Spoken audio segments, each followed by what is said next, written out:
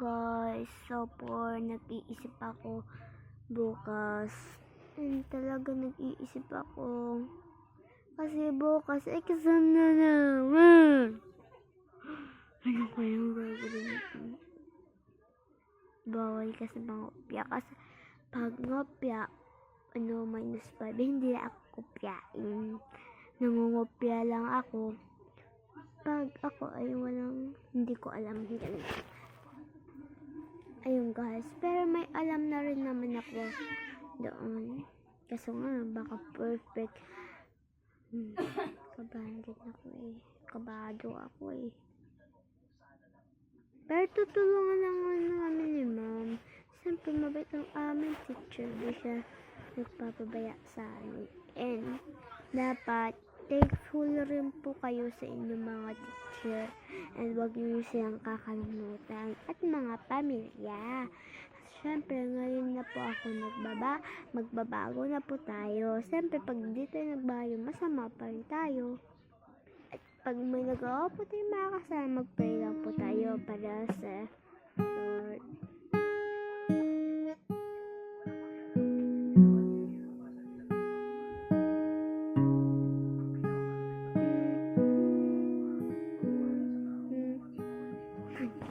Maroon magkita ang kakagit na.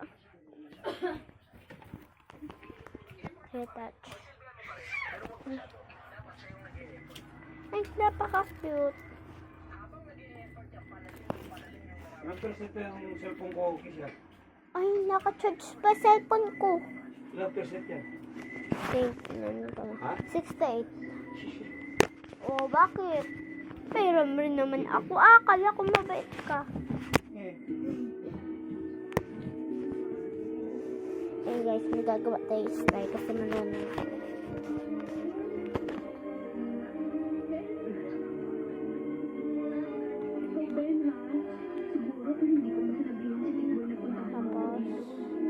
Oh, star. Tapos, ganyan mo. Ganyan, tatanggalin mo to. Oh, heart. Heart para kay Ransel. Crush ko talaga sa Ransel. Napaka-pogi ka na, wala makakatalo dun. Siyempre, matagal ko na yung gusto ko. Hindi ko nakita. Ayoko nang sabihin kasi ko. Magulat na naman siya. Ayoko talaga tago ko lang. Iba nang ginagawa ko eh. Dito boy, ay muli ako. Dito, ano yan, yung, ay mali.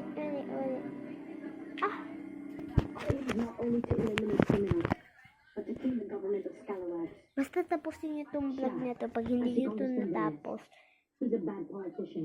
lagot kayo. Pero hindi lang naman kayo. Hindi naman ako matapang. Hold ba ako? Kasi pag nasa classroom ako, ayaw ko na maingay ang aking mga kaklase. Kasi hindi ako masanay sa maingay.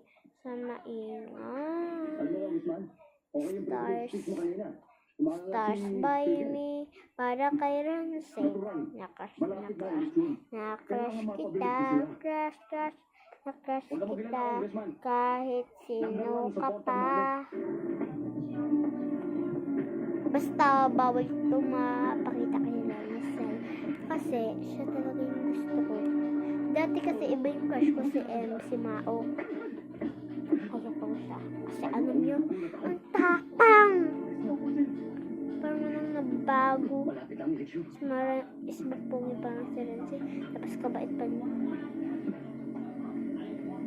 Pasensya ka na ha? Opo sir. Hindi ko kaya yun. Malaking break mo mamaya. Salamat po sir. Kaya? Excuse me, Congressman. Sige. Babay na guys. Basta wag na tatay na crush ko si Renzel.